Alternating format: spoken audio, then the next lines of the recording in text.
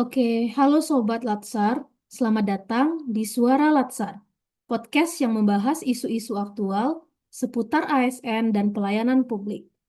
Hari ini kita akan membahas tema yang sangat penting, yaitu Smart Governance, Good Practice versus Bad Practice dalam mewujudkan tata kelola pemerintahan yang cerdas.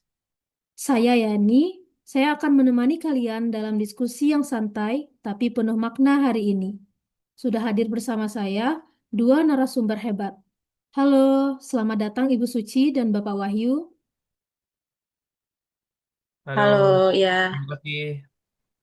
terima kasih. Baik, sebelum kita mulai, smart governance ini kan erat kaitannya dengan ASN modern ya, yang tidak hanya profesional, tapi juga adaptif terhadap teknologi dan perubahan. Nah, baiklah kita akan mulai dari good practice dulu ya. Menurut Anda, apa contoh praktik baik dalam smart governance? Baik, menurut saya ya, salah satu contoh good practice ini adalah penerapan sistem pelayanan publik berbasis digital, misalnya e-government atau aplikasi layanan terpadu. Nah, di sini terlihat ASN sudah menerapkan prinsip Smart ASN ini, yaitu digitalisasi dan inovasi.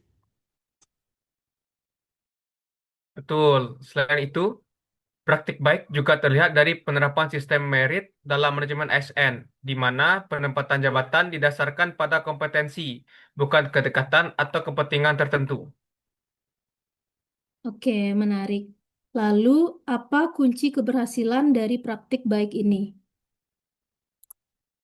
Kuncinya ada pada komitmen pimpinan ya yang utama. Selanjutnya, kompetensi ASN, juga pemanfaatan teknologi itu sendiri secara optimal.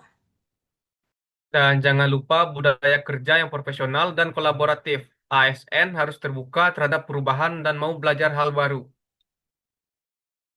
Oke, lalu bagaimana cara memperluas praktik baik ini ke unit lain? Bisa melalui yang pertama yaitu replikasi program. Yang kedua, pelatihan dan sharing knowledge. Dan yang terakhir ada integrasi sistem antar unit.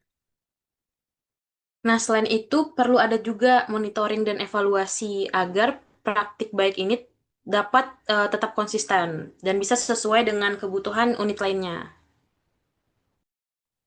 Oke, sekarang kita beralih ke bad practice. Apa contoh praktik buruk dalam smart governance? Nah, kalau contoh dari praktik buruk ini atau bad practice ini, itu misalnya kita menganggap digitalisasi ini hanya formalitas.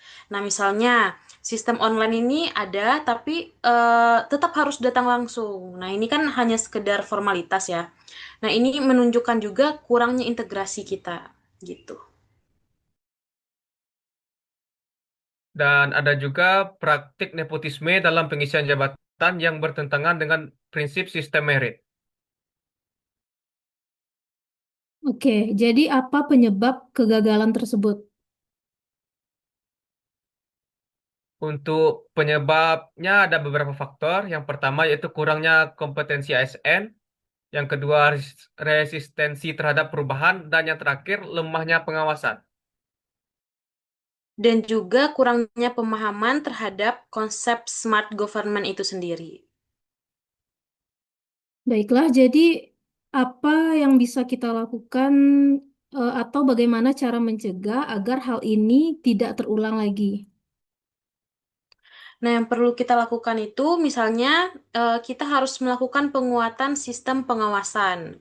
Nah, terus evaluasi berkala dan juga penguatan budaya kerja profesional. Serta tentu terus adanya peningkatan kapasitas ASN melalui pelatihan dan pengembangan kompetensi. Oke, apa alternatif terbaik untuk menghindari bad practice atau praktik buruk ini?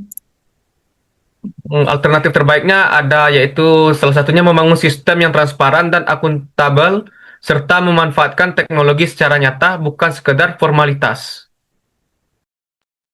Nah, dan jangan lupa kita harus memperkuat juga kolaborasi antar instansi agar tidak bekerja secara silo atau biasa saya sebutnya itu adalah silo mentality ya. Oke, sekarang kita lihat dari perspektif ASN. Bagaimana peran manajemen ASN dan Smart ASN dalam hal ini? Nah, kalau dalam manajemen ASN ini kuncinya itu adalah sistem merit, profesionalisme, dan juga akuntabilitas. Sedangkan dalam Smart ASN harus adaptif terhadap teknologi, inovatif dalam pelayanan, dan kolaboratif dalam bekerja. Nah, jika kedua perspektif ini berjalan seimbang, maka smart governance ini bisa terwujud secara optimal. Baik, kita lanjut ke pembahasan berikutnya. Dalam praktiknya, tentu penerapan smart governance ini tidak selalu berjalan mulus. Menurut Ibu dan Bapak, apa saja tantangan yang sering dihadapi di lapangan? Tantangan yang paling umum adalah keterbatasan sumber daya manusia, khususnya dalam hal kemampuan digital. Tidak semua ASN siap dalam menghadapi perubahan teknologi. Selain itu, ada juga keterbatasan infrastruktur seperti jaringan internet yang belum merata atau sistem yang belum terintegrasi dengan baik. Berarti tidak hanya soal SDM, tapi juga sarana dan prasarana ya. Betul, dan satu lagi yang cukup krusial itu adalah mindset. Masih ada ASN yang merasa nyaman dengan cara kerja yang lama. Padahal jika tidak berubah justru akan tertinggal. Nah, berbicara tentang perubahan, tentu peran pimpinan sangat penting. Bagaimana menurut Bapak dan Ibu peran kepemimpinan dalam mewujudkan smart governance ini? Peran pemimpin sangat menentukan ya arah organisasi. Pimpinan harus menjadi role model dalam perubahan, terutama dalam hal inovasi dan pemanfaatan teknologi. Ya, selain itu, pimpinan juga harus mampu mendorong dan memotivasi ASN agar mampu berkembang, serta memberikan ruang untuk berinovasi. Jadi pimpinan tidak hanya memberi perintah, tetapi juga harus menjadi penggerak perubahan ya? Ya, betul sekali. Oke, sekarang kita bahas tentang inovasi. Seberapa penting inovasi dalam smart governance? Inovasi ini sangat penting karena kebutuhan masyarakat ini terus berubah. Jika ASN tidak berinovasi, maka pelayanan akan stagnan. Contohnya inovasi dalam pelayanan, pengaduan masyarakat yang sekarang bisa dilakukan secara online dan real time. Kalau dikaitkan dengan Satpol PP, inovasi apa yang bisa dilakukan? Misalnya sistem pelaporan cepat, quick respon berbasis aplikasi sehingga aduan masyarakat bisa langsung ditindaklanjuti. Dan juga penggunaan media sosial sebagai sarana komunikasi dan edukasi kepada masyarakat. Nah, sebagai penutup diskusi, saya ingin bertanya, apa harapan Anda terhadap penerapan smart governance ke depannya? Saya berharap smart governance ini bisa diterapkan secara merata di seluruh instansi, tidak hanya di pusat, tetapi juga di daerah. Kalau saya berharap ASN ke depan semakin profesional, adaptif, dan mampu memberikan pelayanan yang benar-benar dirasakan manfaatnya oleh masyarakat. Oke, harapan yang sangat luar biasa ya. Baiklah, luar biasa sekali diskusinya hari ini. Kita bisa belajar bahwa keberhasilan smart governance ini tidak hanya soal teknologi, tetapi juga tentang manusia di baliknya, yaitu ASN yang profesional, inovatif, dan berintegritas. Terima kasih kepada narasumber hari ini. Terima kasih. Terima kasih. Baiklah, saya sebagai host pamit undur diri. Sampai jumpa di episode berikutnya di Suara Latsar.